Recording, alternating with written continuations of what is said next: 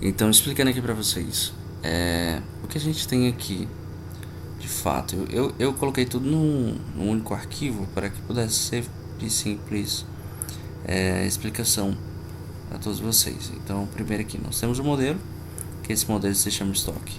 Como a gente está mexendo e falando a respeito de um sistema de pagamento que mexe com ações, etc., a gente pode criar uma classe chamada estoque. E ela vai ter o padrão normal, label aqui como nome, descrição, o último valor dela e o valor atual, tá? E a gente tem aqui um modelozinho, ok?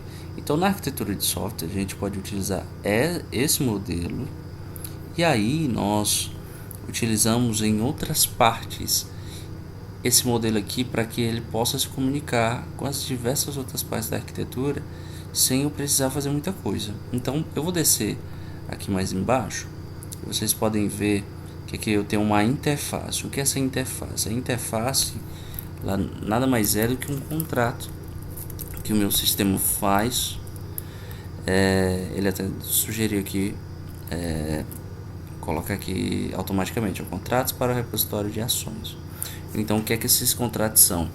Eu forço a minha aplicação a obedecer que se não tiver nenhuma função aqui dentro desse contrato, dessa funcionalidade de interface, ele não vai entender, ele não vai colocar e eu não vou poder utilizar, ele vai ficar apontando sempre o erro. Beleza, para eu utilizar essa interface, eu utilizo um outro método chamado repositório. Esse repositório faz o que? Ele pega esse contrato e implementa. Então se eu vim aqui, ó, ele está me jogando para cá onde a gente estava. Então, deixa eu diminuir um pouco aqui. A gente tem todas essas coisas amarradas. Então perceba, eu estou utilizando o getAll, que é uma funcionalidade que utiliza, aqui o meu modelo estoque, e eu passo aqui a forma que eu quero utilizar. Então eu quero pegar, retornar todas as páginas, os dados do modelo estoque, e ele me traz paginado em 10. Então a cada uma página eu vou ter 10 dados de ações. E aqui eu tenho uma função que eu vou buscar algo específico desse meu modelo estoque. Então percebam que eu não escrevo tanta coisa e eu consigo reutilizar em diversas outras partes do meu código. Então se eu colocar qualquer outra coisa aqui que não esteja na interface, perceba que a gente usou find by id e a gente usou getAll. Vamos dizer que eu vou criar uma nova função aqui chamada public function myTest. Esse myTest aqui, ele vai dar erro na minha interface ou no meu sistema quando eu for tentar utilizar ele em outra parte. Por quê? Porque não tem na interface aqui definindo que essa função deve existir. Então é bom usar assim, amarradinho, porque protege que você não faça coisas além do que já está pré-estabelecido.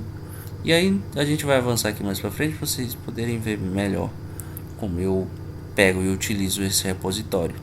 Então eu pego aqui, ó, eu pego a interface, que a interface comunica com o repositório, gerando o contrato e o cumprimento desse contrato. E aqui no service eu utilizo, eu chamo esse meu repositório e pego a função, que essa função está automaticamente ligada com a interface. Então a gente utiliza a arquitetura de software aqui de ponta a ponta. E aí a gente chega aqui do Stock Controller, a gente deixa o controller mais simplificado, a gente deixa mais limpo. Então o controlador ele só vai controlar aquilo que é para ser feito, ele não vai ter nenhuma regra de negócio ou nenhuma outra função além do que controlar e dizer para a aplicação o que é que deve ser feito. Então ele utiliza aqui o service, que esse service pega aqui, ó, o repositório, que o repositório usa a interface e assim vai. Então a gente tem tudo isso aqui bonitinho, utilizando aqui todas as funcionalidades, todos os contratos certinhos, e aqui nós temos uma API simplificada que tem o nome de estoques. A gente pode pegar todos os estoques paginados de 10 em 10, ou a gente pode pegar um estoque específico.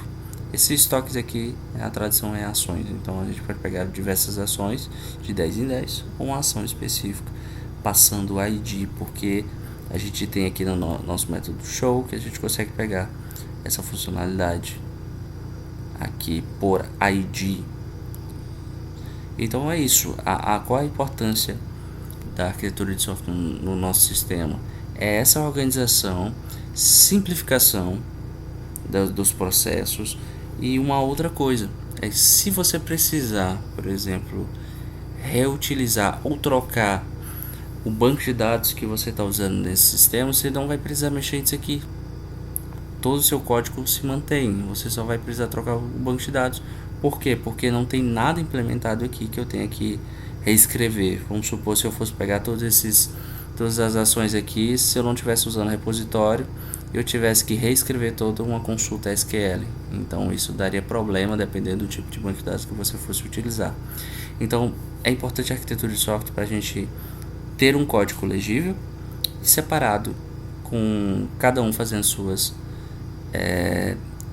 necessidades da qual a gente determinou. Então é isso. Espero que você tenha gostado e bye bye.